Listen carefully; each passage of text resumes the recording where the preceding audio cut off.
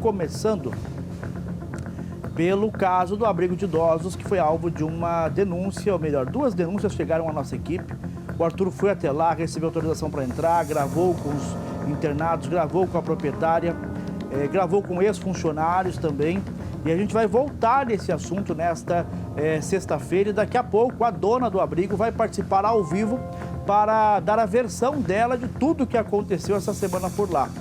As imagens falam por si só, mas a gente quer entender a dinâmica desse abrigo em Várzea Grande, e ela vai falar ao vivo com a nossa audiência sobre a tentativa de regularização, a tentativa de melhorar a questão sanitária. Daqui a pouco ela vai conversar com a nossa equipe ao vivo. Mas antes disso, coloca as imagens pra gente em tela cheia, coloca as imagens em tela cheia. Para você relembrar, ontem o Arthur mostrou a reportagem que ele fez nesse abrigo, que foi alvo de denúncias. Ele conversou com vários idosos, alguns reclamaram do atendimento, reclamaram da comida e reclamaram da estrutura da casa onde esse abrigo funciona lá em Várzea Grande. E Arthur, ontem uma ex-funcionária também entrou em contato, tem um áudio dela falando sobre o que ela passou lá nesse abrigo. É isso, Arthur, bom dia! É isso, Trindade. Bom dia a você e a todos. Infelizmente, após essa denúncia ter ido ao ar ontem, muitas pessoas nos procuraram para relatar, passar informações do que presenciaram, pessoas que infelizmente viram exatamente o sofrimento daqueles idosos. E nesse caso é uma ex-cuidadora que passou pela unidade, pelo local, e ela encaminhou um áudio contando sobre o que ela presenciou. E também, Trindade, eu conversei agora há pouco com uma outra pessoa que passou por esse local, trabalhou lá em um período e me relatou também algumas informações envolvendo até aquela senhora que é o alvo ali da principal queixa, quando ela diz sobre a questão de benefício, de agressões verbais, dos cuidados. Quando questionamos sobre a questão de não ter ali um chuveiro elétrico, eles acabam sendo obrigados a tomar banho em água gelada, a alimentação precária. Então, tudo isso essa pessoa acabou me confidenciando por ligação, além desse outro áudio que recebemos falando também de como era aquele local e de uma possível denúncia. Agora há pouco eu fiz contato também com uma equipe da Prefeitura de Várzea Grande, através da Secretaria de Comunicação, para saber quais são as providências que eles tomariam nesse caso. Hoje, no período vespertino, uma equipe da Secretaria de Assistência Social, junto com a Vigilância Sanitária, irão até o local para constatar e verificar como está aquela situação. Só que eu também fui surpreendido. A própria Prefeitura encaminhou uma informação dizendo que nesse local já foi feito, em outro período, não se sabe se é nesse endereço, mas em outro, uma ordem de fechamento. Então, eles não teriam autorização para esse tipo de funcionamento. Só que esbarra em uma outra questão. Como que eles estavam proibidos, sendo que conseguiram regularizar o Alvará 2025? Então, são perguntas que serão feitas à Prefeitura de Várzea Grande e também com a situação de que logo mais iremos entrevistar mais uma vez a dona Adélia, que é a proprietária desse espaço. Mas antes, vamos repercutir um pouco desse áudio que recebemos no decorrer de ontem, Trindade. Vamos ouvir. Só a Adélia xingando, assim, a dona Glória discutindo com a Adélia, que é aquela senhorinha, né? Sempre eu vi a discussão das duas lá. Uhum. A Adélia falando que ela é louca, essas coisas assim que eu vi. E a questão de alimentação lá, como que funciona lá? Eles tinham... péssima. Até tem um senhor José lá. Se você não entrevistou ele, o senhor José é muito lúcido. Falava para mim todos os dias. A alimentação aqui é muito ruim, eu não sou acostumado com isso. Falei, senhor José, o senhor tem que falar para os filhos do senhor, o senhor é um homem lúcido, o senhor sabe de tudo, o senhor não pode ficar aqui. Eu falei, entendeu? Eu falei para ele. Essas coisas assim, entendeu? O banheiro, não sei se vocês foram lá, fizeram entrevista, o banheiro não tem descarga, eles tomam banho na água gelada lá, porque eu dei banho na água gelada lá, entendeu? Eu falei, Adélia, tem que pôr um chuveiro quente aqui para os idosos. Nós temos agora também, Trindade, um outro áudio que é de uma pessoa que passou pelo local também, questionando, dizendo da situação que presenciava e dizendo também que... agradecendo, na verdade, por ter saído daquele local, de não estar mais trabalhando lá, porque saberia que uma hora ou outra alguém iria denunciar e que talvez sobraria para eles, até porque quem estava trabalhando ali não tinha coragem de denunciar, sabendo que poderia sofrer alguma represália. Vamos acompanhar esse áudio. Você sabia que foi de Deus nós sair de lá? entendeu? Porque uma hora alguém ia denunciar aquilo ali, ia sobrar até pra nós. Não tem nada a ver com isso, você sabia disso? Porque tipo assim, nós sabíamos de tudo e não falou nada, você entendeu? Agora tem que passar uma informação aqui para todos, né? Principalmente para familiares que presenciaram por um momento ou outro vendo ali o seu ente naquelas condições. Essas pessoas que por um motivo acabam intitulando que agimos errado em expor, eu digo que pelo Estatuto do Idoso as pessoas são responsabilizadas. Agora, se essas pessoas foram surpreendidas ali e não sabiam que eram tratadas dessa forma, são vítimas iguais a esses senhores. Então, logo mais, Trindade, a questão aí de algumas horas antes do meio-dia, vamos até o local novamente conversar com a dona Adélia, explicando ali sobre esses fatos, novos fatos e também de outros que eu estou recebendo referente ao local que infelizmente vimos, comprovamos a situação que esses idosos acabam passando. Eu volto com você. Arthur, muito obrigado pela participação. Vou liberar você já para ir lá para o abrigo. E assim que for possível, a gente entra ao vivo com a proprietária do abrigo para que ela possa dar a versão dela dos fatos.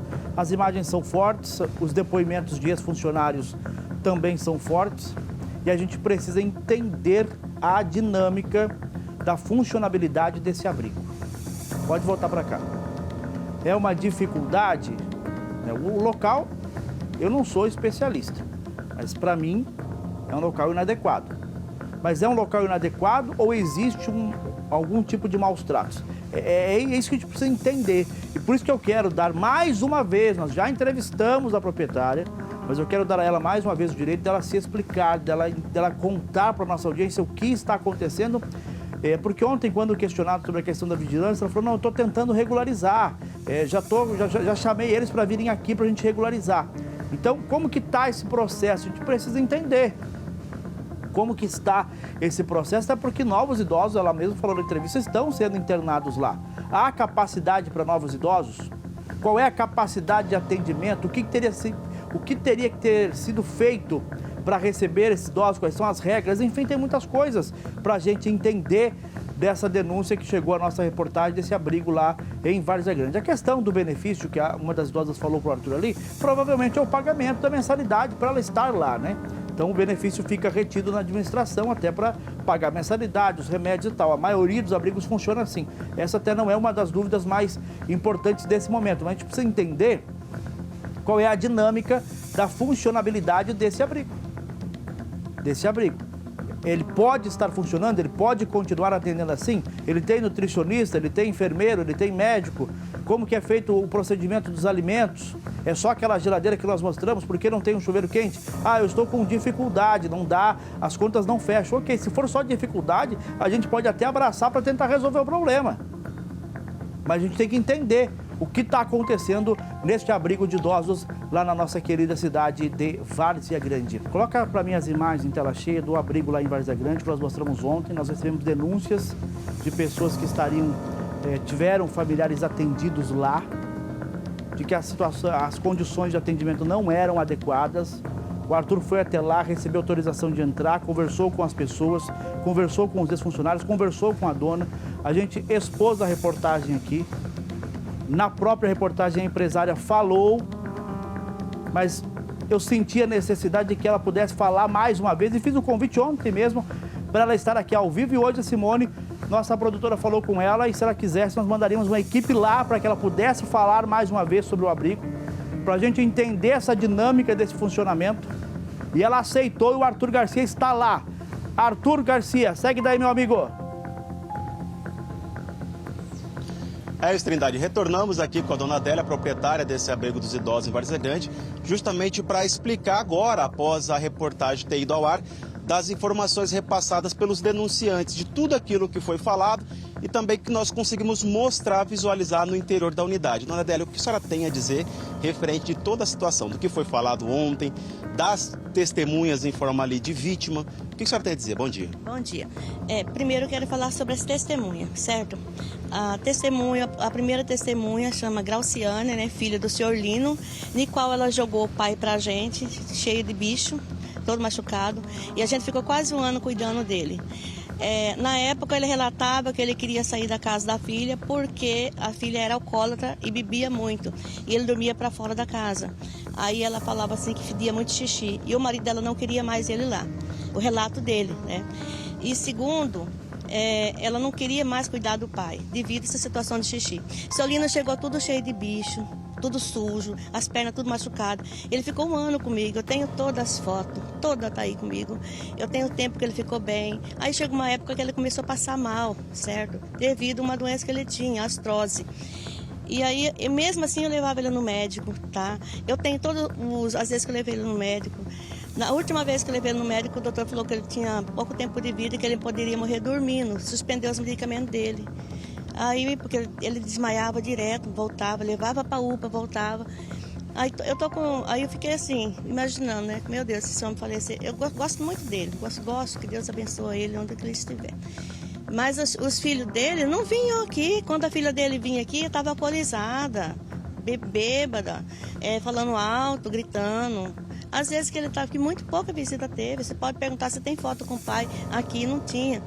Agora, ela tem transtornos, né, mentais. A filha dele é alcoólatra e transtorno mental, que ela está se sentindo culpada pela morte do pai. E lógico que ela está procurando alguém para culpar. Não somos nós. Né? Não foi eu que não fiz nada pelo meu pai, eu fiz pelo pai dela, o que eu pude fazer eu fiz. Nesse caso da reportagem ter ido ao ar, apareceu algum parente de algum senhor ou senhora que está internado aí para relatar para a senhora do que estava vendo? Olha, todos me deram apoio, me deram força, com medo de eu desistir. Eu não vou desistir. Agora, gente, em nome de Jesus, eu vou montar uma ONG, tá? Que eu não nasci para desistir, eu nasci para conseguir. Eu sou psicóloga de clínica de dependência química, aonde eu conheci o Mendes, certo? O Mendes ficou internado e aí eu quis dar uma chance para ele, ajudar ele, porque ele tem filho, tem esposa. Mas, porém, a primeira chance que a gente deu para ele pisou na bola comigo. Mandamos embora. Demos uma segunda oportunidade. Você conhece a dependência química? A senhora acha que é uma questão, então, pessoal, de pessoas que denunciaram por alguma questão de desavença com a senhora? O Mendes estava querendo me extorquir, tá? Ele foi mandado embora por algumas coisas que ele deixou de fazer. A gente pagou ele para arrumar os fios, para ele fazer algumas coisas, porque ele ganhava aqui, eu pedia para ele, tanto é que eu pedia para outro menino fazer. Nesse caso, dona Adélia, até porque depois que a reportagem foi para o ar também, eu recebi muitas informações de pessoas que já trabalharam aqui relatando das condições. Hoje o que eu pergunto para a senhora, o local, ele está adequado para atender esses idosos? Na visão da senhora, está ou não? Olha, aqui é uma residência, né? O que falta? A gente está correndo atrás, tá? Não está 100%, a gente está fazendo melhor. Você tem noção como que esses idosos estavam antes? Alguns. Porque alguns, as famílias estão todas aqui, todos os dias. Inclusive, amanhã vai ter evento de uma mãe. Tem uma outra senhora que está em situação aí que a gente vai acolher, certo? O que eu posso fazer por eles, eu faço, certo? Eu jamais ia prejudicar nenhum idoso, tá? Ô Trindade, aqui, o nome do senhor é? Meu nome é Thomas. Thomas, se apresentou aqui, é filho da dona Adélia. E a questão de documentação, o senhor é contador, me disse, isso. E a referente à documentação, vocês conseguiram agora o Alvará 2025, foi isso, né? Isso. O Trindade, ele falou como que consegue o Alvará de 2025, o Alvará de funcionamento, como que a prefeitura libera. A prefeitura, ela faz uma liberação de forma automática, o Alvará de funcionamento é diferente de Alvará sanitário. Alvará de funcionamento e localização só vai verificar se essa atividade é permitida nesse endereço, certo? Agora, o que fiscaliza, o que acaba fiscalizando é o alvará sanitário. Então, ou seja, você está já confirmando que o local não está adequado para funcionar? Ainda não tem a documentação necessária para funcionar o alvará sanitário. O Ministério Público, ele já veio aqui, né? Inclusive, eu gostaria de parabenizar o Ministério Público. Ele veio aqui, mostrou as questões que precisam ser resolvidas. Muitas coisas já foram resolvidas e uma das questões também seria o alvará sanitário. Fui na vigilância sanitária do município, demorou um pouco de tempo porque até o funcionário público descobrir que não era de competência do município, que era de competência do estado, demorou um certo tempo. E para a gente poder dar entrada no alvará inicial da vigilância sanitária, primeiramente tem que fazer um alvará da parte de estrutura, da parte de engenharia, certo? Para analisar então tudo isso, o que tem que ser feito? Tirar todos os idosos aí e vocês regularizarem, construir e adequar. Não deveria ter sido feito isso, com o idoso aí dentro você se adaptar. Seria errado, né? Sim, exatamente, mas vamos partir pelo ponto de vista ético. Esses idosos não têm para onde ir porque não existe vaga. Ético e financeiro, vocês cobram por isso, não é de graça, né? Aqui não é filantrópico. Você tocou num ponto muito importante, financeiro. Que nem eu falo para minha mãe. Meu filho já nasceu, já tem 6 meses. Até hoje minha mãe não teve condições de ver meu filho, porque fica aqui muito tempo. Às vezes idoso fica doente, porque idoso tem imunidade baixa, enfim. Meu filho já vai fazer 6 meses e a minha mãe ainda não conseguiu verificar meu filho. Do ponto de vista financeiro, que nem eu falo para minha mãe, esse negócio ele não é viável. Esse negócio não é viável financeiramente. O valor que a senhora cobra aqui por idoso não é viável. Mas ela fala assim, meu filho, eu vou deixar esse idoso na onde? Então, gente, isso aqui é um problema do Estado, isso é um problema do Brasil. A orientação nesse caso, Trindade, então vendo, lógico, a boa-fé da dona Adélia é transformar numa questão filantrópica. Para isso, deveria ter, sim, um outro tipo de orientação. Retirar todos os idosos, ela se organizar de forma documental e também estrutural. E aí, sim, ela utiliza como filantrópico para ela conseguir de forma de doação. Aí ela conseguiria ter até um suporte maior para administrar. Desse contrário, cobrando e não tendo essa infraestrutura lá dentro, eu acredito que causa toda essa situação, infelizmente, das denúncias. Então, Trindade, eu finalizo. Se você quiser fazer alguma pergunta para ela, eu repasso aqui nesse momento para ela te responder aí no estúdio. Arthur, eu estou atento à entrevista porque eu quero entender essa dinâmica desse abrigo, justamente porque se for preciso ajudar, a gente também está aqui para ajudar, não estamos aqui só para mostrar o problema. A gente está aqui para ajudar a solucionar também. Então o SBT pode ser, se for o caso de uma boa vontade, de uma dedicação, de uma tentativa de não deixar esses idosos na rua, nós não temos problema nenhum em ser parceiros também. Agora, hoje, o abrigo ele funciona sem o alvará sanitário. Quando que começou, eu queria saber, Arthur, quando que começou esse contato com a vigilância sanitária para resolver a questão do alvará e quando que esse problema estará solucionado na opinião dos empresários? Ok, Trindade está dizendo no estúdio lá que é uma questão também de auxílio. Caso vocês necessitem de um apoio, lógico, o SBT Cuiabá estaria disponibilizando aqui um auxílio para vocês estruturarem o local. Agora ele perguntou ali sobre a questão do alvará sanitário. Desde quando está esse problema com essa tentativa de regularização aqui do espaço? Desde agosto. Do ano passado? Isso. Mas vocês já tinham um alvará ou ainda não? Já tinha, né? O alvará de funcionamento. Não, o sanitário. Não. Nunca teve? Não teve. O Ministério Público veio aqui, orientou, nos notificou, deu prazo, aí nós conseguimos corrigir algumas outras questões, questões sanitárias também, certo? Tem que ter um controle. Olha, vamos fazer o seguinte aqui, Trindade. Eu fiz o contato hoje pela manhã com uma equipe da Prefeitura de Várzea Grande. Está previsto para agora à tarde, até avisar a senhora para que vocês fiquem aqui, que vai chegar uma equipe da assistência social junto com outra equipe da Prefeitura para ver essa questão documental. O que a gente pode já combinar aqui, Trindade, para a gente talvez amenizar o sofrimento dessas pessoas que estão ali dentro, porque sofrem. Eu acredito que ninguém aqui toma banho de manhã em água gelada. Eles lá não verifiquei a questão.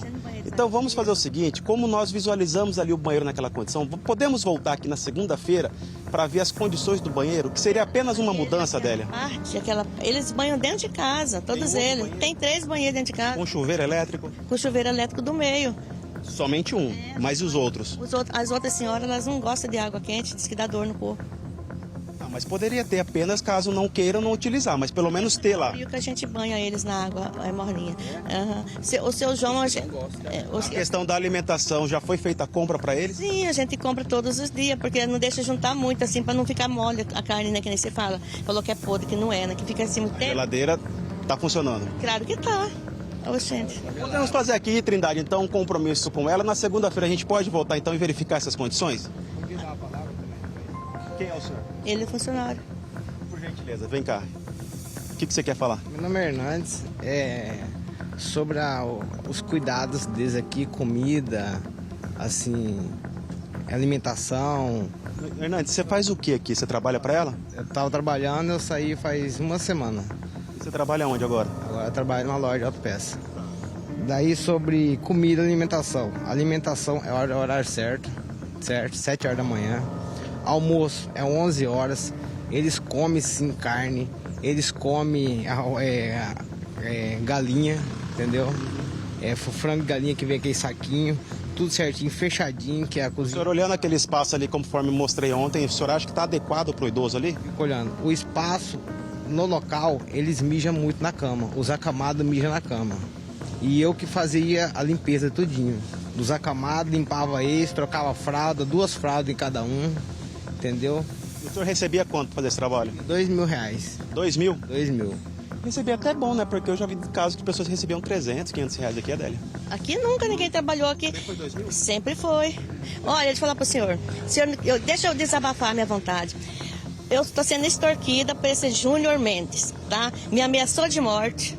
Tá me ameaçando de morte, querendo dinheiro. Eu tenho áudio, registrei um BO contra ele.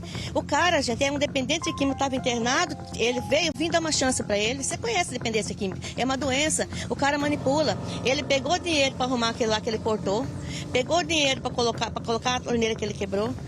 E sempre saía à noite. Às vezes ele chegava aqui com uma mulher, cada dia uma mulher diferente, e a gente não sabia. Até enfim, que aqui a gente tem várias pessoas que cuidam pra gente. E disse o que aconteceu.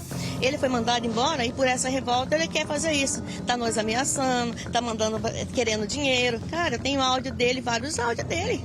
Tá? Ô, Trindade, eu vou finalizar que o tempo está terminando, porém colocamos à disposição para segunda-feira, se a senhora desejar, a gente pode retornar aqui e verificar essas questões, tá? Como falei, Trindade, a equipe da Prefeitura vem hoje à tarde aqui junto com a assistência social para verificar o espaço e auxiliar até nessa questão documental que eles estão precisando. E qualquer forma aí a audiência quiser contribuir também com o espaço, quiser conhecer, pode chamar no nosso WhatsApp aí que eles estão aptos aqui a receber doação e também auxiliar esses idosos. Eu volto com você aí no estúdio, Trindade. Arthur, muito obrigado. É isso que a gente precisa entender. Qual é a dinâmica da funcionabilidade desse abrigo? Se de fato há um problema ou de fato há uma situação de necessidade.